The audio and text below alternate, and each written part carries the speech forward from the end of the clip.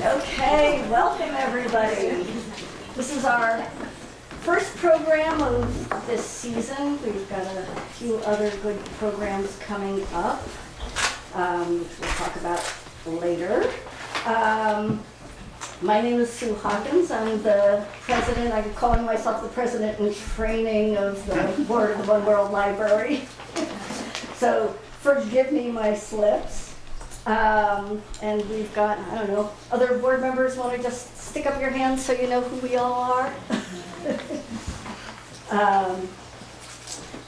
Tonight we're welcoming Akol Aguck, who is in the back here.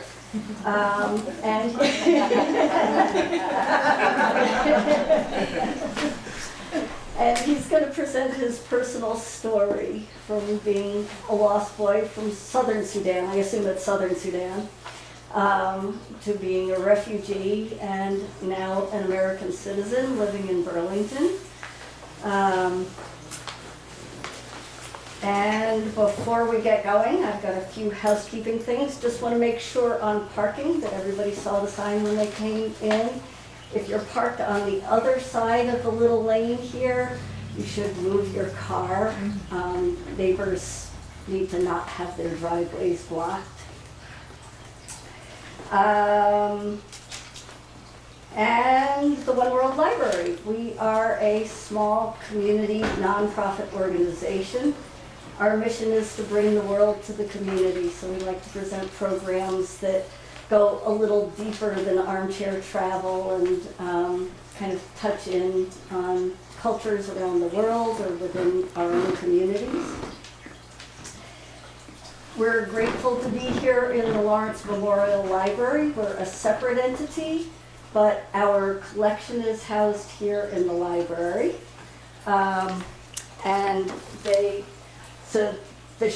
This little shelf here has One World Library books and videos, and as you walk around the library, if you see, you probably can't see from up there, but it's a little world on the spine, and so those are the books that we've purchased, books or movies.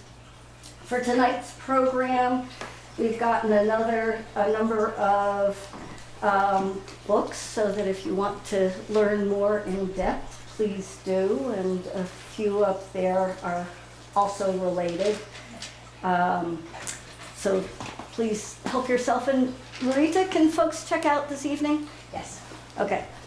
And for anybody who doesn't know, anybody can check out books from Lawrence Memorial Library. You don't have to live in Bristol or in the Five-Town area. Did everybody get tea? Who wants tea? Anybody? Okay. Our next program is November 21st. It will be Jacqueline Davidson, and she's featuring a program, Hands and Outreach. And Marita, do you want to say like one sentence about that? It is in the making. Oh, okay. Anyway, she programs throughout the world. And finally, we are a small community nonprofit. We're not directly a part of the library. We're just housed within the library, so we really do depend on donations so that we can have programs like we're having tonight and can afford to buy media so that you can borrow it. And we've got a little donation box there, so as you're leaving, small donations, large donations, all are appreciated. And Akol. Thank you.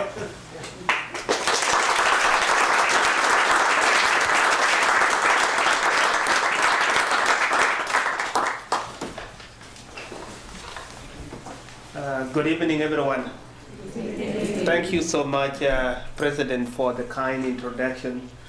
So I have lived in Vermont for a very, very long time. I came in the summer of 2001. It was a very warm July afternoon. I arrived around 9 p.m. and there was still sunshine, which now and then it was because it was summer. And then I lived in Bromant for a very long time, and this is the first time for me to be in Bristol. So thank you so much for having me here, because this is part of Bromant I have never visited before, even though I have lived for close to 20 years now. So I have been, as the president has said in her introduction, my name is Akol Aguck, and I was born in what was then Sudan, and it is now South Sudan, because the country has separated in the summer of 2011. And I have been asked to present a story about my life. But also as part of a bigger story about the lost boys of Sudan. And so I will try to, I have given this presentation to a lot of people here in Bromant and across the US. So I have taken some out and I have added some. And the way I have done it over the years is I make presentation as brief as it can be, and then allow people to ask more questions. That way I go a little bit deeper. And so the story is what it is, which is, from where I was born to where I grew up to being a US citizen now, living in Bromant. I would like to call myself a Bromanter, but I am told that you have to be 5 generations. So I'm not yet a Bromanter, but I would like to call myself a Set. So that is the whole story. So you can go to the next slide. Now, so let me take you to now South Sudan. This is the map of South Sudan.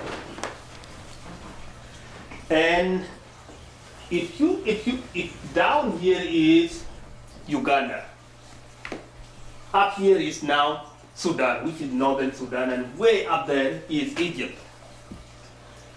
If you look at this map, what is running here is the Nile,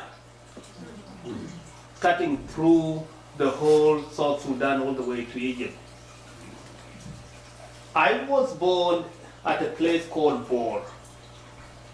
This is now, it's a town that may have been founded around 1906, 1905. That was where I was born, and I grew up there, up to at the age of 9. And if you have heard about the stories of the lost boys of Sudan and lost girls, you just bought a book that was written by a lost girl. They were all over South Sudan. Some came, like Valentino Achak, who wrote What is the One, came around around a wheel here actually, and crossed all the way to Bor, all the way to Ethiopia. So because of war, people were displaced across South Sudan, and mostly they headed toward Ethiopia. So, to go straight, just a little background about Sudan. Sudan was a British colony. It was colonized by Great Britain. And before Great Britain came, it was part of Ottoman Empire. So the Turks actually had been to this place and they ran a slave trade before the British came. Then I think the British came around 1899, was when they actually came to colonize the whole of Sudan. And what happened during the British rule was they ran the whole Sudan as 2 sections. They sourced mostly Christians. They allowed Christian missionaries to come here to spread Christianity. Then they allowed the North Islam, to be here in the north.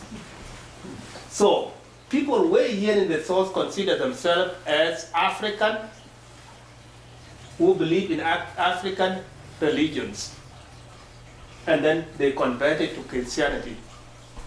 Way here in the north, the people here consider themselves Arabs. Although when you look at them, they are dark skins. They are probably African, but they would like to call themselves Arabs. Way here in the north. And so Islam took root here. Christianity took root here. The way the British developed the country, they developed the north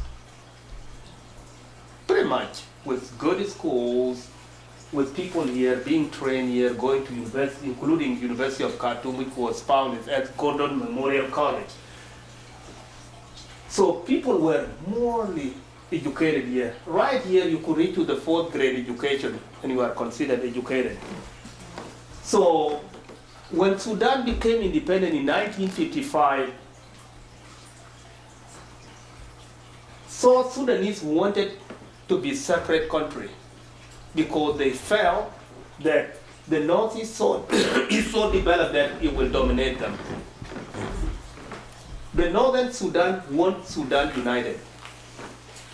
And so the disagreement between two sections, two sides of Sudan, it started even before Great Britain left.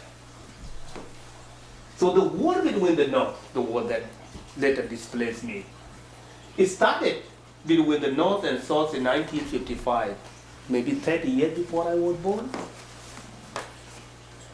And so there has always been a war between two sides. Now fast forward to 1980s. When the war, let's just go back. Yep. When the war engulfed the whole South Sudan, because the North was armed, heavily armed, developed. They overwhelmed people here. They ran places and they displaced the villages. They considered the villages in the South as sanctuary for the rebels.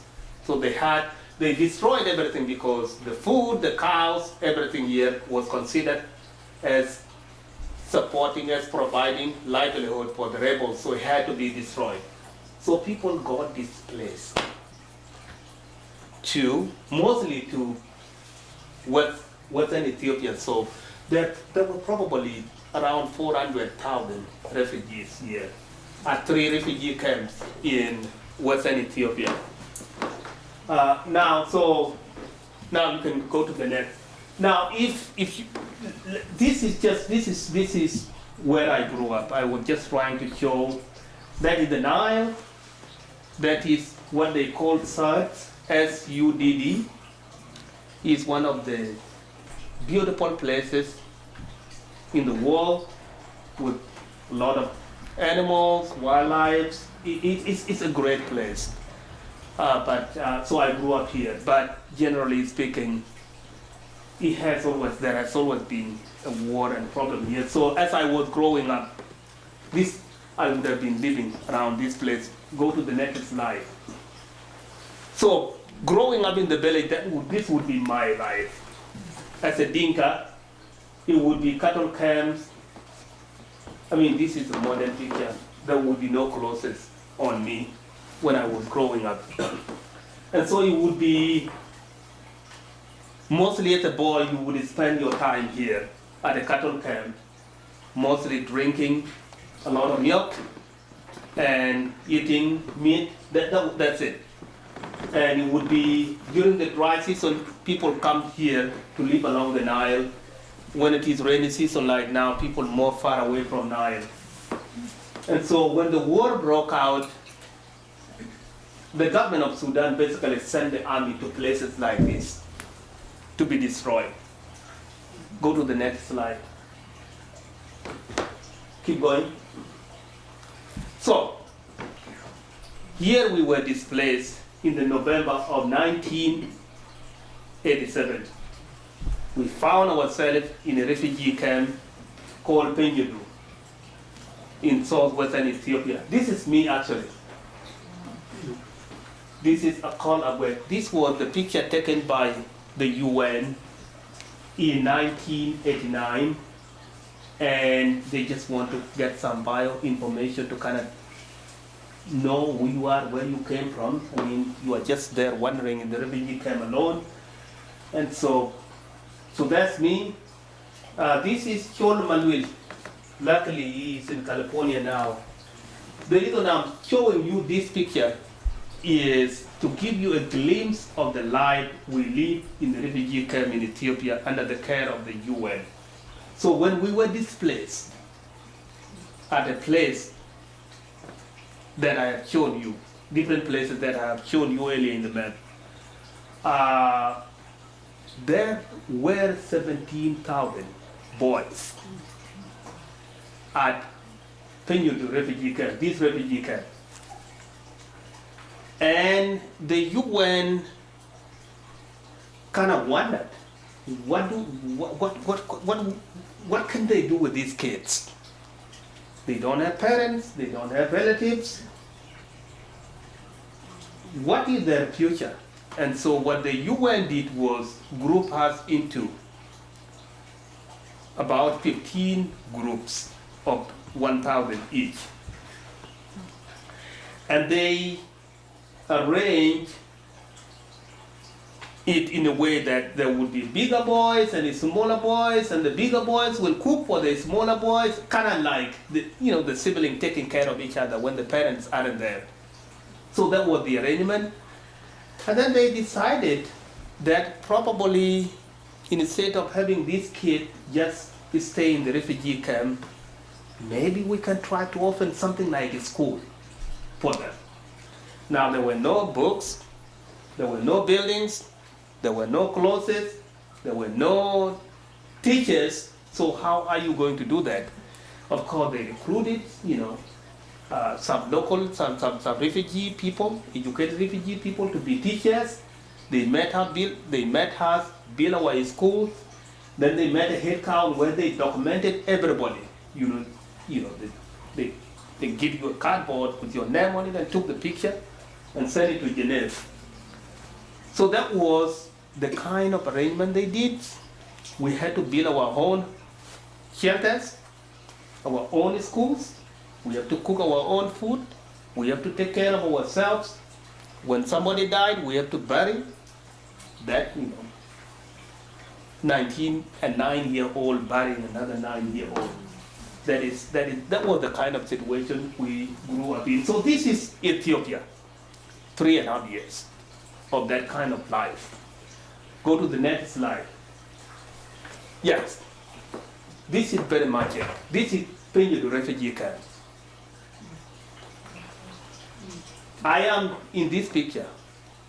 I just don't know. I can't find myself. But this was during the time when there was an outbreak of measles. And so this is the clinic. This is the UN clinic where people would be taken there. There were no, people are naked, as you could see. There was no enough food, no enough medicine, but at least that was the kind of life we live in the refugee camp in Ethiopia. And I have to say the UN tried its best to support us. Like, these are blankets that they give out. Go to the next slide. So again, this is us.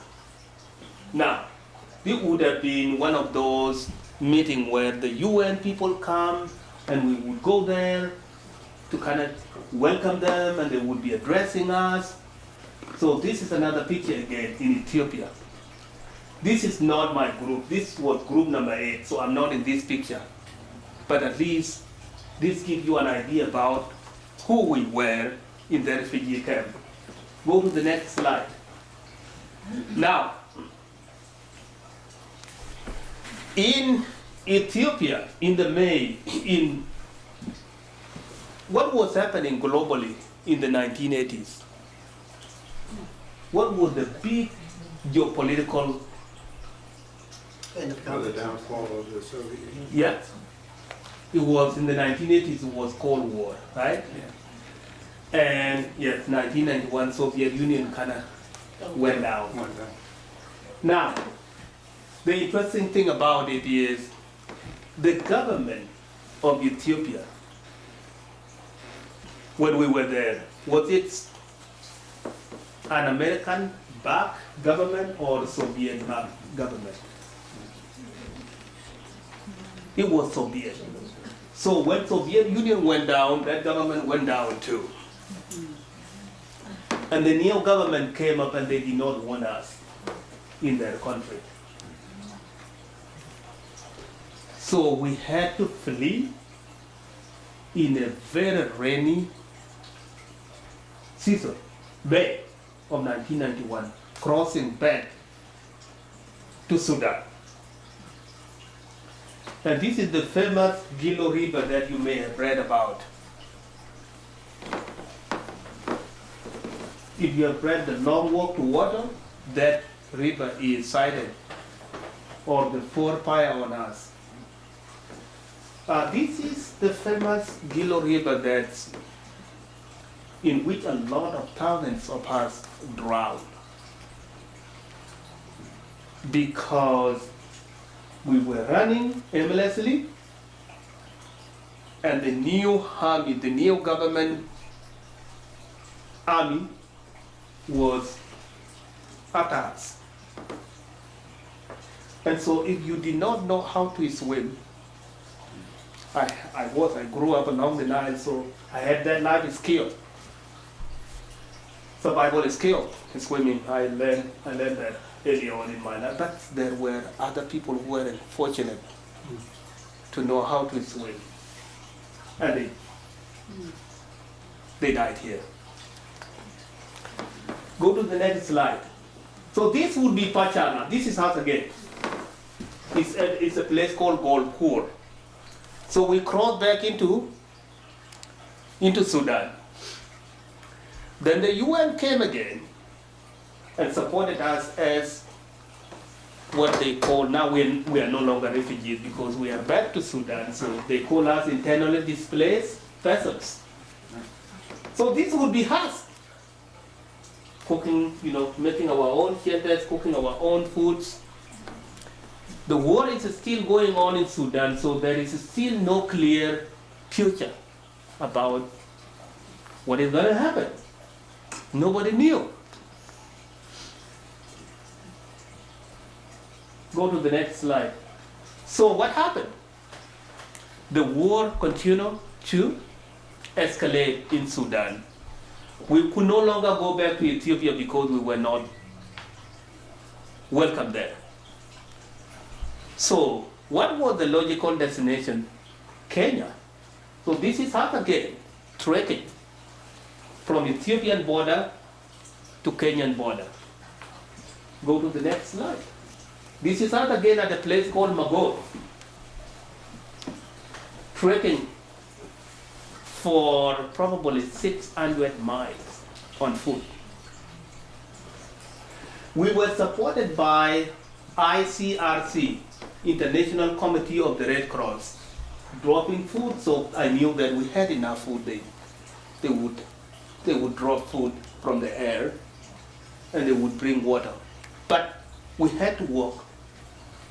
So this is Magos, we had been trekking for 2 days and we arrived at this place and people kind of just lie down and just rest. Go to the next slide. So this is Magos again. This is us. Now, we are talking about 17,000 and we are running away from Ethiopia back to Pachana, to Pakok, to Magos, going toward the Kenyan border. Do you think we are still 17,000? No. Every place we go to, we leave people behind. Go to the next slide. So this is again Magos. We are trekking, we just left Magos and we are going toward a border town, now closer to Kenya, a town called Kapweta. Now, I remember I was in this line. I cannot say where I was, but I remember these European journalists interviewing this general. Now, who is this general? Can you guess who that is? He's the current president of South Sudan. He is Salva Kiir. As we were running toward the Kenyan border, there was a word out that the government of Sudan has sent troops after us. And so he was coming with his forces going the opposite direction. And these Western journalists were there to kind of cover the story. It was like humanitarian crisis. So we would arrive at the Capoeira in about 2 days. And a month later, he would be overrun with his forces by the enemy after us. The enemy would come and capture Capoeira, and we would cross into Kenya, becoming refugees again. Go to the next slide. Now, I have cut, this is Burman. Now, I have cut out Kakuma, Kenya altogether, but I will just mention something about it. So we crossed into Kenya in May of 1992. The UNHCR took us from a border town called Lokichokyo to Kakuma. And it would have been 10 years at Kakuma refugee camp before the US government make a decision to let us come here. 10 years going to school, the UN again opening schools. But the war was still going on in Sudan. Nobody knew when the peace would come to Sudan. Nobody knew when we would go back to Sudan again. So in 2000, in year 2000 was when the US government made a decision to give us opportunity to come here. How it happened, I don't know. I don't know. It was, I would call it a luck. It happened. I happened to have my name among people who were found to be eligible. And that was how I, got interviewed. They did the screening. I think it took about a year, whole year, with interviews and screening and medical screening and so forth. And when it was completed, and you were ready to come to the US, you never choose where you go. And you never know when you will leave. It would be like, Akol, yes, you are leaving in about an hour. And off you go. That was it. Yes, seriously. And so I did not choose to come to Burma to be a Burmanta. The US government made a decision to send me here. They would have sent me to Alabama or to Boston, that I'm going to pass Boston. So to cut the long story short, of 17,000 boys, mostly boys, only 3,800 were still found to be at Kakuma refugee camp. And those were the only people that were given opportunity to come here to the US. Now what happened to the other 14,000 is to anybody's guess. So it could be a good story for somebody like me, but it has not worked out well for a lot of people. So here we were in Burma, and so this is me. I was still young. That's me. This is me. So we were just going to church at St. Paul Cathedral, in Burlington, Burma. So this was us. Now happy in Burma. Go to the next slide. So, what is the new life?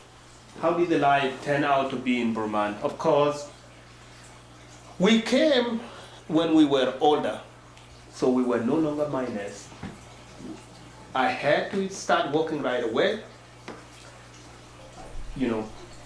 learn everything, learn English, I spoke some English, learn your culture, know my way around. It was all, you have to learn it very quickly, and off you go to support yourself.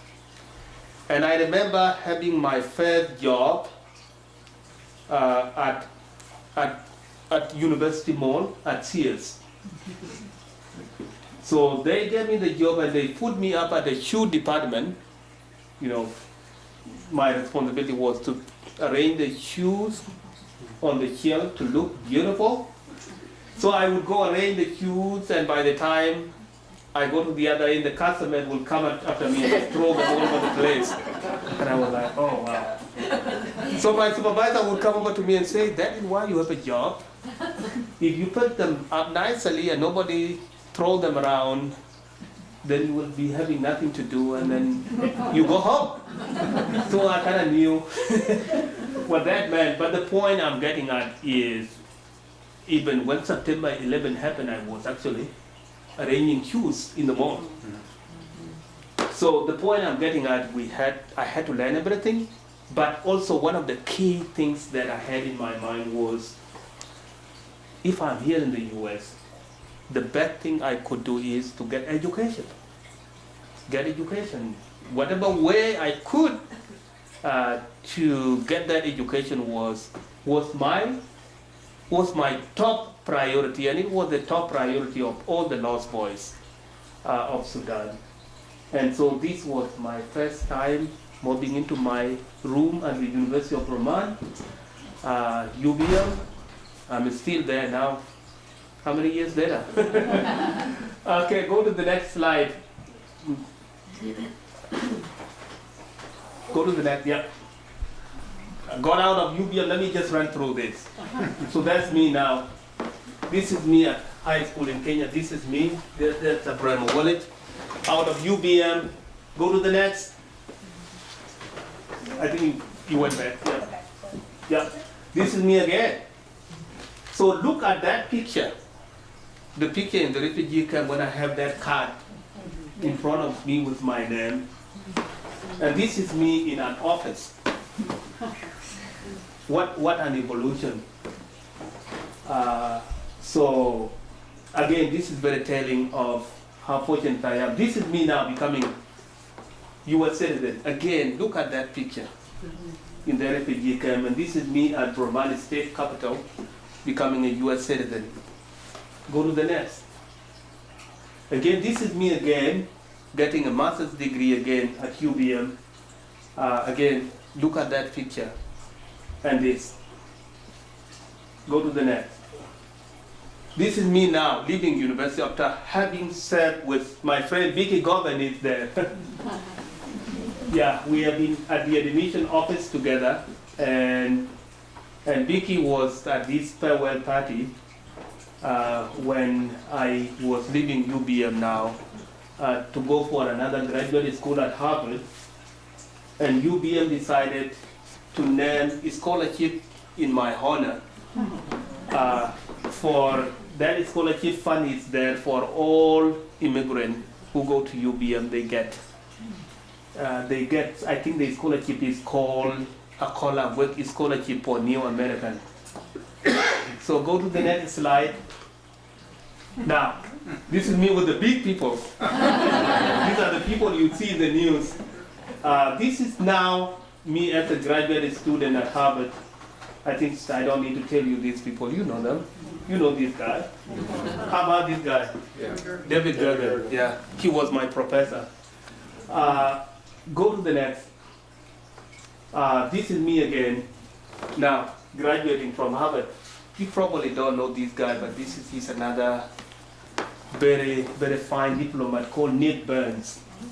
My mentor, I like him. So that's just me. Keep going. You know this guy. Oh, yeah, that's the coffee guy. This is the guy who he was Harvard president Larry Summers, he got himself into trouble many years ago. He said something he should not have said. But the point I'm getting at, this is the evolution of my life. Just go to the next slide. You know this guy, you probably like him. Go to the next. This is me now leaving, coming back to Burman. Go to the next. Back to UBM. Go to the next. This is me now.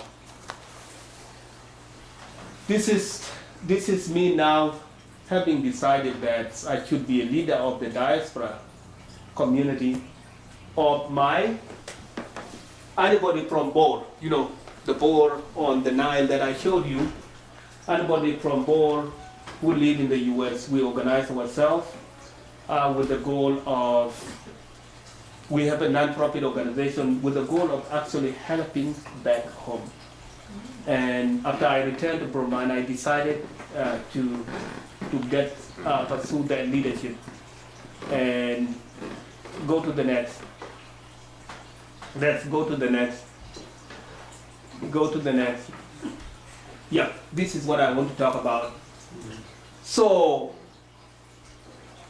as I am here in Burman professionally at UBM, I was also the leader of my diaspora community. And one of the projects that we work on is the health care project for a leading Bor State Hospital back in Bor, which is serving over 200,000 people.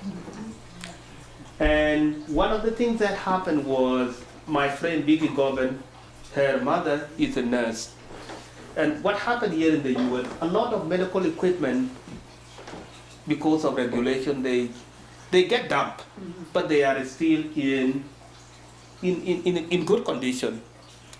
So Vicky introduced me to Elizabeth here, who is the executive director of Partners for World Health that procure medical equipment and medical supplies and send them to places around the world. And we were able to work with this organization for a whole year. And we were able to ship a container, a full container with 265,000 worth of medical supply to Bor, including bedding, including linen, including lab, everything to that hospital. And we were able to mobilize our friends from Burman, and we raised 17,000 to pay for the shipping of that container. And then we came back again and did another parade to buy X-ray machine, which is badly needed because the one they had is destroyed by the war. And in January, we will be able to ship that another container again with X-ray machine in that. And I would say it happened because of the generosity of Burmanders. It happened because I happened to live here and happened to have great people of Burman being able to give resources to make this happen. So that is actually making a difference in the lives of people who are left behind there. Go to the next slide. So this is the container being shipped out of Portland, Maine. And that is the store. People were putting them in. Go to the next slide. So it was actually in February, very cold. Go to the next. Now this is the fundraiser we did. This is Becky, by the way, there at the back. And this is Elizabeth. We did it at a friend's house in Burlington, Vermont. Cindy, who is also a UBM staff, and she organized this fundraiser, and all friends came. And that is how we raised more money to buy X-ray machine. So you could go to the next. This is me, this is my wife. I don't think I talk about her that much, but she's here. Yeah, you go to the next. Now, this is a Burman family that has a unique story for South Sudan. This is called Louis Stoll. And this is her daughter, called Miriam Stoll. Back in 1965, they were in Kenya. I think he was teaching English. Her husband, as a lawyer from California, was helping the government of Kenya draft a constitution because Kenya was becoming independent. In that year, and the war that I talk about was still happening in Sudan. Some young people of that generation went to Kenya, and one of those young people called Dr. John Garang ended up at a high school that Louis Stoll was teaching at. And Louis Stoll saw a potential in this young man. I mean, Louis at that point, he just got out of college. You know, when young people graduated, they want to do things. They traveled and they do the Peace Corps. So he didn't have money, but he saw a potential in this young man. And so he said, maybe we should get him to the US. And so she picked up the phone, she called her friends, her college friend around the US, and then they put the money together. And they talked with the with US Embassy in Kenya, and he was given, this young man called Garang, John Garang, was given a visa to come and study in the US. So he ended up at the Grinnell College in Iowa. 50 years later, that young man became the founder of South Sudan. If you heard of Dr. John Garang, he later went to Iowa State, got a PhD, returned to South Sudan, and became the fighter for the independence of South Sudan. What a story that he lived in Burma, but never knew. And when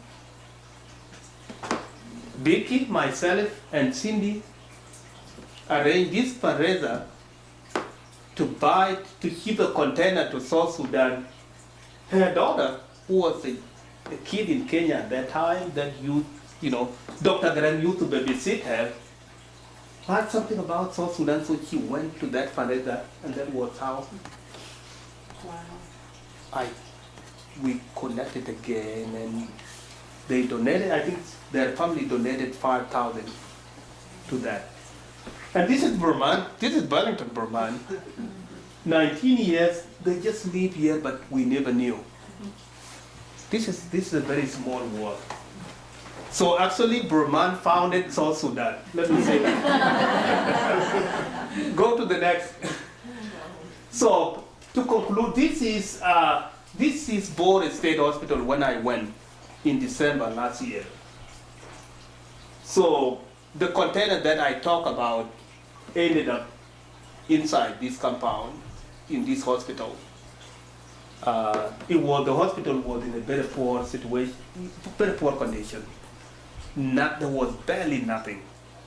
But when that container arrived there, all the linens for like 300 beds, mobility devices, equipment for the labs. It was good, but I thought I would just show you the destination of where that container ended up. Go to the next. This is me now watching what they call the game.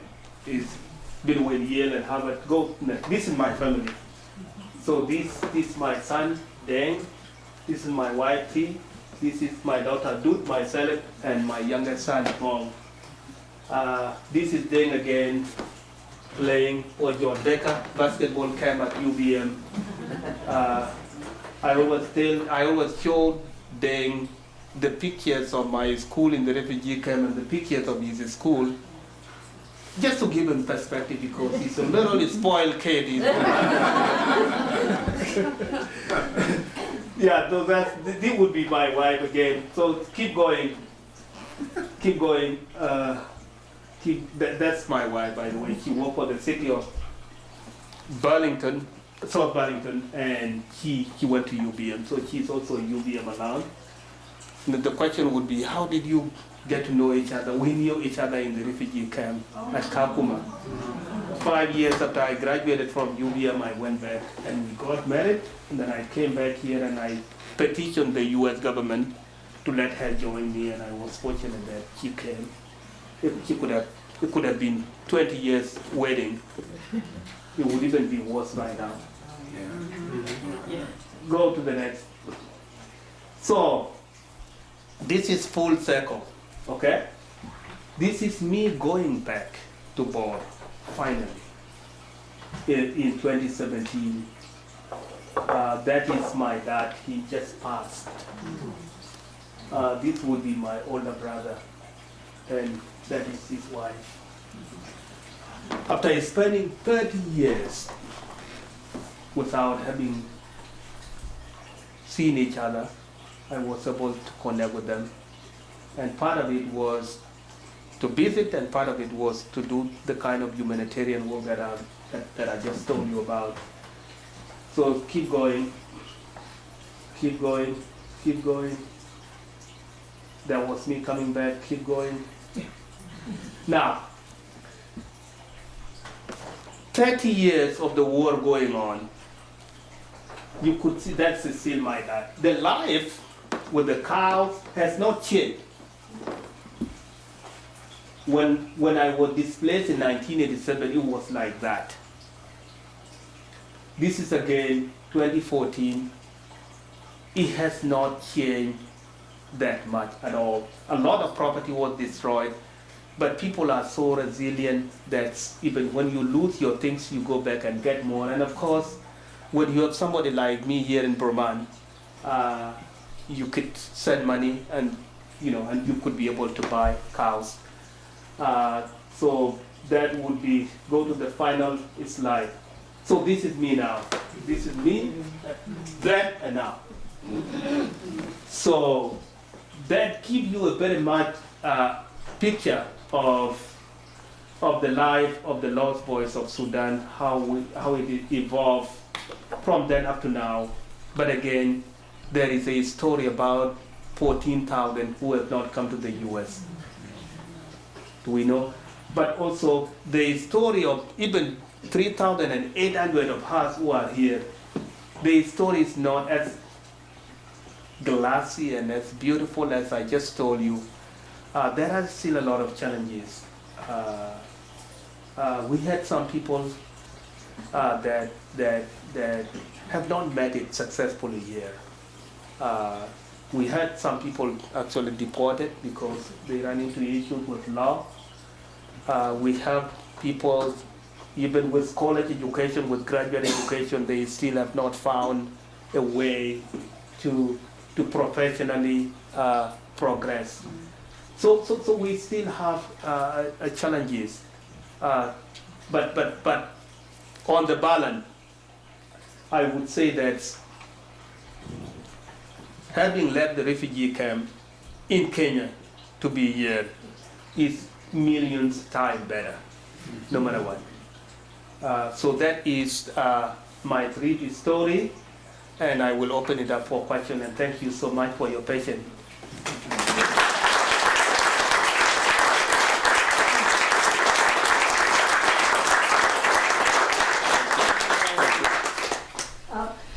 Before we have questions, there should be a guest book circulating around, or if it's not, if you could start it circulating around. I mean, we went most, but who hasn't done it? Who hasn't written in this book yet? So we'd love you to sign whether or not you're on our list. If you're not on our list, and would like to be hearing about future programs, do put your email address on legibly.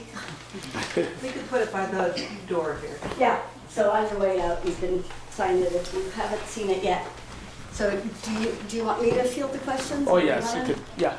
Okay, questions? Anybody? Yeah. I'm just curious what happened to your family and how you knew it was time to leave. I think about that a lot with refugees, and when do you know this is when you leave, and why not your brother, and what happened at that time? Yeah, thank you. At those, especially with my example and with other situations that involve wars and displacements, normally you do not plan. There is no plan for the trip. It happens and you have to leave. And in the case of Bor is a town. It was an all-out destruction with the government, army is supposed to protect citizens, going out of Bor town to destroy villages, to destroy cows, to destroy livelihoods. And so when you see people attacking you and coming, and people are running, you just follow people. And so that was how it happened. And I think it took us probably 30 days running from Bor through Pibor to western Ethiopia. But there was no, yeah, go ahead. And what happened with your family, your parents, your brother? Yeah, I was actually at a place called Malit when it happened. The rest of my family were actually closer to the Nile at a place called Malek. So they crossed the Nile to the other side, which was much safer. Place called Aweria County, and they remained there. So they never left. They never left Sudan, actually, South Sudan. They, with places like that, once you go deep into the wood, into the rural, into the country, the army does not pursue people to those pockets, those places. So they did remain in Sudan, in South Sudan. But then we lost contact. Never had contact with them. Even when we returned from Ethiopia to a border town of Pachala, there was no contact. Even when I went to Kenya, there was no contact. It was later 2 weeks, around 99, 98, when I began to learn something about them, because there were people who were mobbing in and out of the refugee camp in Kenya. And so I was able to kind of have ideas about what happened and where they were. Thank you. I was wondering if you could tell us a little bit about what was going through your mind during your physical journey that kept you going and kept you moving forward.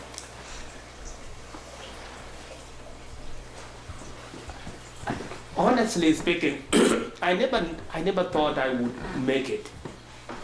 It was more about, keep going until whatever happened. Even when I was in the refugee camp, especially in Ethiopia, when there was an outbreak of measles and a lot of kids died, I thought I would not make it. So what was going in my mind? It was about living up to the next day. It was about next day, very much, and how that's evolved from being there to being in this room. It's a luck. And again, I would say the UN did a lot. Even with its limited, that's why I actually support UN. I know UN sometimes here in the US some people think it's not a good organization, and I think UN makes some mistakes, but I think UN did a lot, and I would be happy giving some of my taxpayers' dollar to UN, to help other people. Yes. I'm sorry, I missed the beginning of your talk, so you may have covered this point, but of the other so-called lost boys of Sudan who came to Vermont, have any others had the opportunity to get degrees from Vermont colleges and? Oh, yes. Yeah. Some actually did way, way, way better than I did. Yes. Yes. We had, and they actually returned to South Sudan and they are doing even better. We had, I think, I think the numbers that were in the literature are less than, I think it was about 60 that came to Burlington. Yeah. About half, more than half of that did go to colleges here in Vermont, UBM. The irony is we still did not have somebody that went to Middlebury, but every other college is covered. That irritated me a little bit, but St. Michael's? St. Michael, yes. We only had one that went to St. Michael, but almost any other Vermont college, somebody went there. Maybe Sterling College, nobody went there, but very much. Maybe Goddard, maybe, but very much all the colleges. Lord Boy went there and they got their degrees. Some did really well. We had one person that got, a PhD here at UBM in biology and went back to South Sudan and he's now running he's like the second person to the national laboratory. He's a big person. We had somebody that finished from St. Michael College, moved to California, went to medical school, is now practicing medicine. We still don't have a lawyer. I don't know if it's a good thing or a bad thing. We have Abraham Wallet told earlier on in the picture that finished here at UBM and went to Syracuse, Maxwell School, and then he also went back to South Sudan and he's running a think tank. We have another guy that's also finished at UBM, went to Tufts, got an MPH, and he's also back in South Sudan running Health Institute. So yes. Did you all continue to stay in touch? Have Yes, private Facebook groups or something? I don't think we have a Facebook group, but we kind of know what each person is doing. We kind of know who is not doing well and who is doing well. So you're a community? Yes. Mm. That was what I was wondering, is how close-knit is the Burlington group? Yes, it's still very closely knit. We still do things together. People got married now, so people have families. It's not easy to kind of get together and put a dance group together. But as we used to back in 2001, 2002, 2003, but still we try to get together. Especially at the end of the year, I think we run out of time. We're okay. I'm just curious, was your now wife in the refugee camp all those years? I mean, when you said you went back, you got married, but was she in the refugee camp still? She was, and she went to school. Her dad was not there, but her mom and other siblings were there. One of those few families that were in the refugee camp. So she was in the refugee camp, and she went to school there in the refugee camp. Yeah, she was in the refugee camp. Now, you would be wondering, what happened to the refugee camp, Kakuma refugee camp? Kakuma refugee camp is still there. There are more people at Kakuma refugee camp than there were during my time, because of the recent civil war that broke out in South Sudan. So it is still, and it is very unfortunate. There are people that I knew when that camp was opened in August of 1992 who are still there, and they don't know what will happen. Yes. You mentioned during the talk that the girls were not part of your group of fleeing. What happened to the girls from your village? Yes, so when we go, let's go back to the Peñudu refugee camp. When we arrived there, the UN and the aid workers they had to they had to make some arrangement, some kind of organization like this, putting people into groups. And they made a decision that any girls that were there, that was unaccompanied, had to be put up in a foster family. But the boy could be groups together. So we were grouped into 15 groups called unaccompanied minor groups. Then the UN put some caretakers to those groups to kind of look after us, kind of tell us what to do, some women kind of teach us how to cook for ourselves. But all the girls were put up in foster families. And fast forward to Kakuma. Sadly, this is still a practice in our culture, is when girls reach a certain age, they get married. So a good number of girls who came to the refugee camp in the middle of 1987, toward the end of 1987, got married. And when they got married, they were not eligible to come to the US. But we still had 89 girls. You can find in that book. This book was written by one of those lost girls, Rebecca Dane. She lived in Michigan. So there are 89 of girls that came, but if you are a mother and you were not eligible. I saw a hand somewhere. Yes. Do you have suggestions from your experience of what would help other refugees make the transition? We must have been an incredible culture shock. Yes. I would say the suggestion that I would give would be learn the language. Really. Learn the language. And if you happen to get your job, don't quit your job. Keep your job. It's very important. Also, the other thing that I would give, especially to younger people, people that are college-going age, would be, and I don't think I did that when I was going to UBM, would be to build those relationships once you are in those schools. Build connection with those American friends. That network will become useful to you long after you graduated from college. I don't think I elaborate that as I should have. So likewise, what can a community that has new Americans coming in, what could we do Yes. as a community that helps to ease that transition? Being welcoming.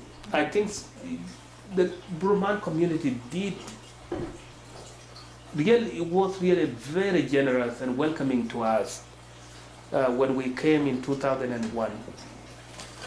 There were people of goodwill, people opened their homes for weeks to months to host lost boys until they find their apartments, and they continue to mentor them, help them with job placement, job interviews, college preparation paperwork. Those kind of things help. And checking in, because even 10, 15 years later, in the US, there is this phrase, when you are doing well, you tend to say, I'm all set. With refugees, they are not all set. Checking in sometime, 15 years down the road, you could also check in what happened, how is your life going? Those kind of things do help a lot. And one of the things that I felt was incredibly helpful was when we came, and we know the transportation system in Burman is not like a bigger city where you ride the train. The community kind of came together, and they all volunteered to teach us how to drive, we took it for granted at the time, but it was a huge help. So helping people to get up on their feet would be my recommendation. Yes. I'm interested, you mentioned what's going on in South Sudan now. Mm-hmm. I'm just interested how you feel about the situation in South Sudan, and if you can explain what your idea is about how things are going to go. The things are not going, the things are not well right now. And the problem in South Sudan is no longer the problem between North and South Sudan. North Sudan is gone. It's a different country now. And South Sudan is having war with itself, which is very unfortunate. And what had happened in South Sudan was a power struggle between two individuals, the president and his deputy, from different tribes. And then he morphed into two tribes fighting against each other. And the whole country was in the civil war. And so the situation is not, it's getting better. It's much better than it was in 2013, 2014, but it's still, there is still violence going on. There is still, it's not safe. What made it worse though is the amount of corruption that has happened. You know, there is oil in South Sudan. When South Sudan became independent, there was a lot of oil money that was just like pumped to these cronies, and they misuse that money. That money that should have been used to change the lives of ordinary citizens, people who are suffering, went to people's pocket. You know, people who are supposed, civil servants, public servants, who are supposed to serve their people, is stealing that oil money, sending it to foreign accounts overseas, buying properties everywhere, including here in the US. And people are still suffering there. That is, in my view, is very unfortunate. How do you address that problem? I don't know. I really don't.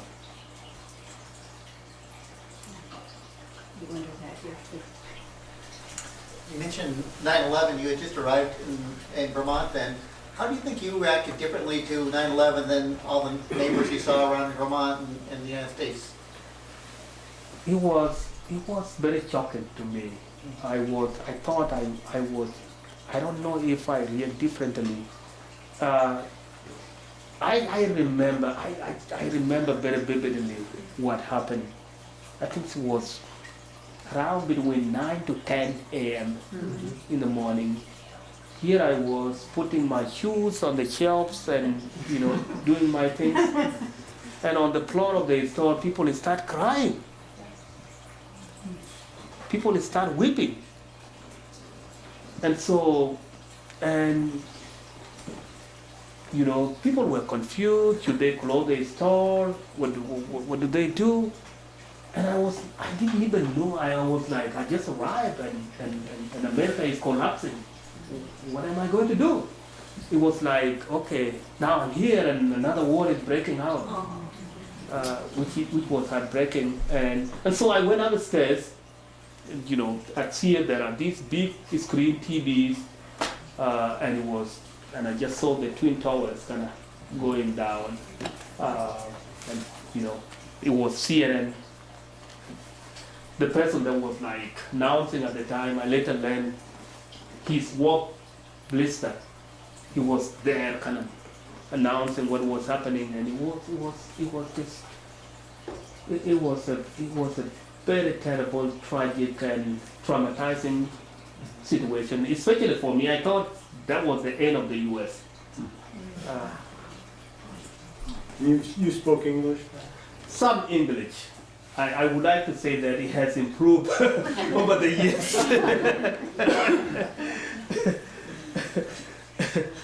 Alice? I know we talked a little earlier, you've performed with the Lost Boys years ago at the Champlain Valley Festival, and you know a lot of traditional songs and dances. And it just made me wonder, how did you how was culture passed along to all these boys? Like you were just out there, and how did your culture get passed along? I would, yes. You know, from the village in South Sudan, when I show you the Nile and the cattle camp, we kind of learned those songs and those dancing as young boys. And that kind of carried on even at the refugee camp. You know, refugee camp are supposed to be a sad place, but really people still have life. People perform, people dance, people get, life goes on, people get married, those happen. And so that way we continue to sing and dance, even in Ethiopia, even at Kakuman when we came to Burlington, we continue with that. So we kind of carried on that way. And it never, and even now, I could sing in front of you now. I just don't have a good voice. Yes, do that.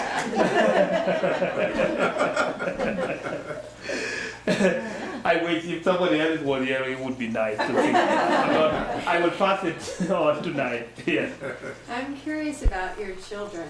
It's just got to be a complete shock in terms of the culture they're growing up in here compared to where you grew up, and what parts of your upbringing do you want to really make sure get transferred to them from Sudan, the culture in Sudan and Bor in particular? Like, how are you bridging those two worlds? It's a great question. It's a very tough balance right now. Because first of all, I'm going to present at my older son's school tomorrow the same story, different version.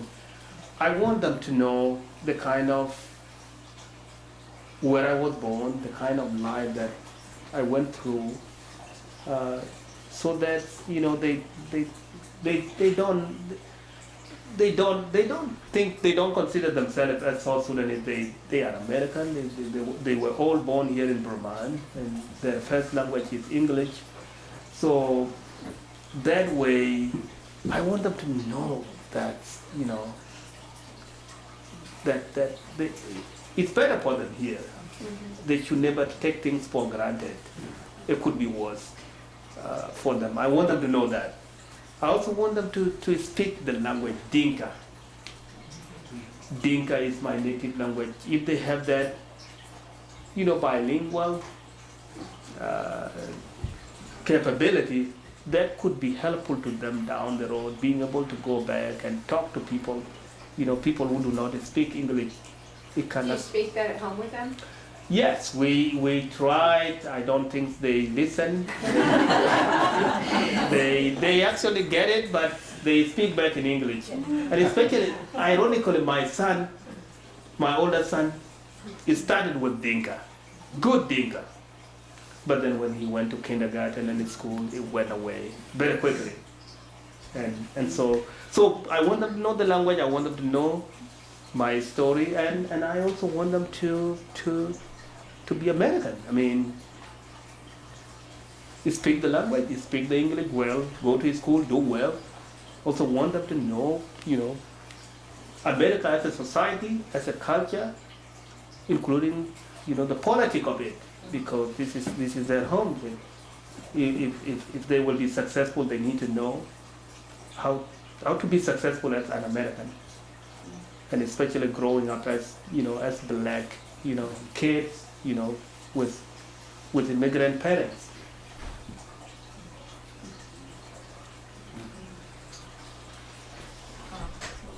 Okay. Well, the flip side of that, I was wondering, when you went back to see your family, you have such a different lifestyle than them. What was it like? You've come all this way and changed it all, and to go back and see your family. Yes, it's a good question. I didn't realize how much I have become an American until I was there. Because then all of a sudden I was in the village and there was no light. There was no running water.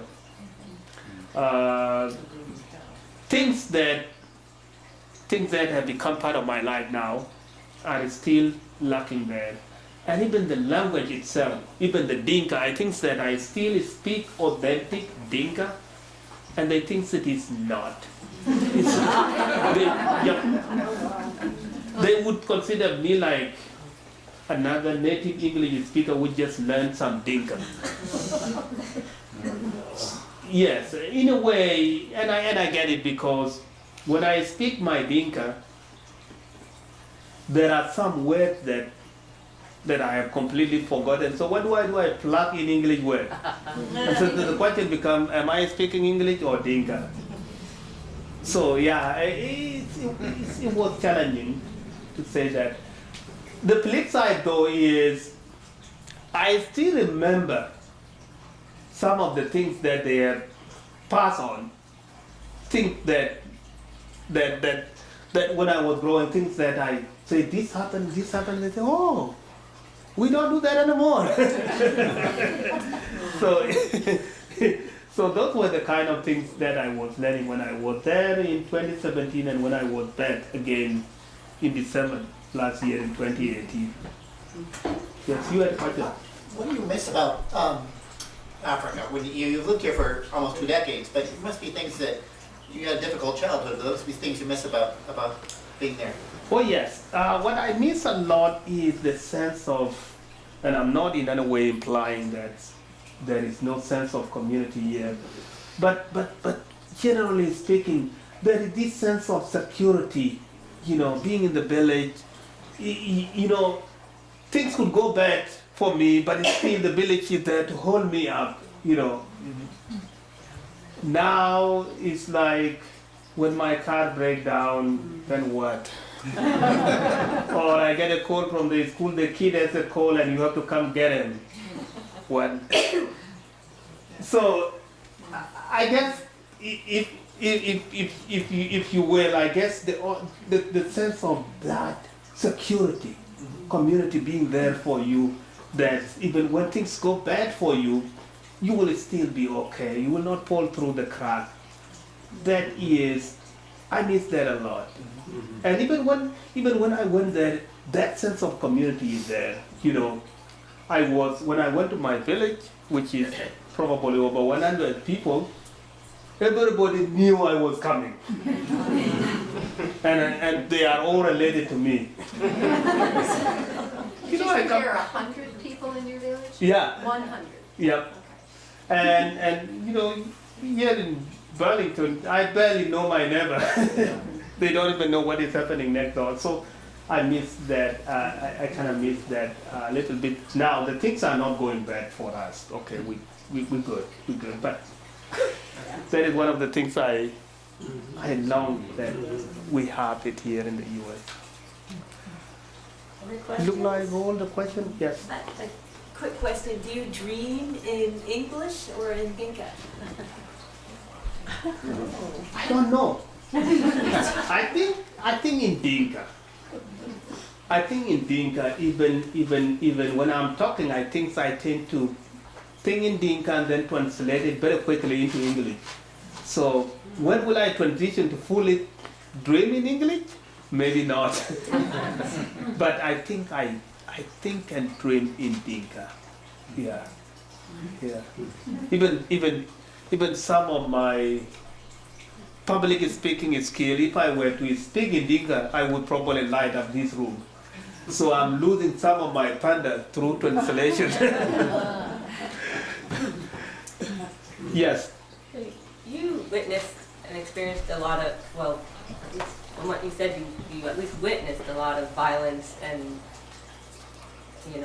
death and things like that in your childhood. So I'm wondering if you have any tips or recommendations for people here who have either witnessed or experienced a lot of violence. How can they move forward in their lives and not be so weighed down by that kind of trauma? I don't know. I mean, even at UBM, some of my students that I advise, some of them have been to traumatic situations especially in my previous role, and it is very hard to kind of, because the experiences, while they tend to be similar, they are unique in some respect, and so mostly what I do, I tend to recommend some medical intervention, like seeing licensed counselor, like seeing psychiatrists, those kind of American way. But it never goes away. The kind of things that I have lived through, they are stuck here. They never go away, and that sense of, that sense of insecurity never goes away. There is this lingering thought that it's always something terrible is still going to happen to me. I always try to get rid of that, and it never goes away. There is always this worry that sometimes even when I'm happy, I always feel like there is still disappointment coming down the road, and that comes from those traumatic situations. How do you tend to forget that? I have no idea. Yeah, you still seem pretty positive. I try. I have a practical question that I think of when I think of refugees leaving their homes with no money and no belongings, traveling long distances, and I think, how do you eat? You don't. I mean, you had places where you said, there were places where UN did drops, but you probably had thousands of miles where UN didn't do drops. Yes, and people, the UN didn't, and especially when we were running from Bor to Ethiopia, there was no UN. It was after we ran back from Ethiopia to Sudan and then all the way to Kenya was when UN tried to keep track of us. But when we ran away from villages, there was no UN, and so what happened? People done it. People give up walking along, and people are abandoned along the way, and they die. If you give up, and especially not even food, having no water is the harder things. I saw people drinking their own urine. That is the harder thing. You die very quickly of thirst than hunger, and so those problems were there, and people who give up and they die. Or if you have nets of kin people that can lift you and carry you along, then you are fortunate. And when you found food, where did you find it? People eat wild fruits.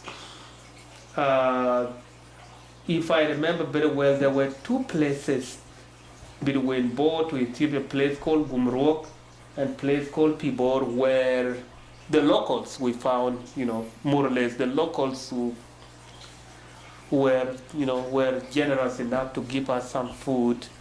And then when we were in Pibor and Pachala, there were locals and Nyak people who also gave us some food. So in that sense, you get the food that lasts for a day or so, and then you are out of it. Oh, wow. Okay. Yes. Are you willing to comment on the current U.S. refugee policy?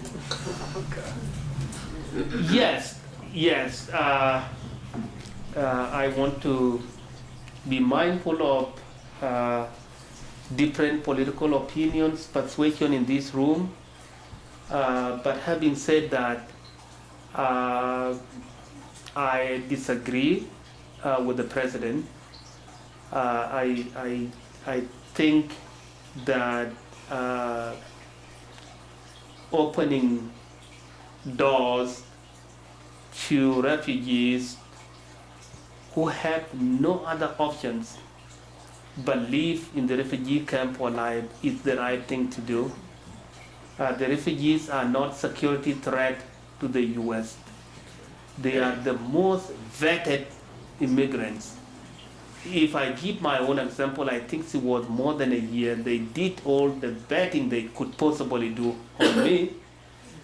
So they are not security threat they are also people who have no other options out there. So when they come here, they appreciate the opportunity and they work hard to make something meaningful out of their lives.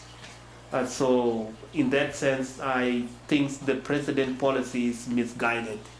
That the reduction of the number of refugees that could possibly come to the U.S. is not a good policy. That is un-American. You're here.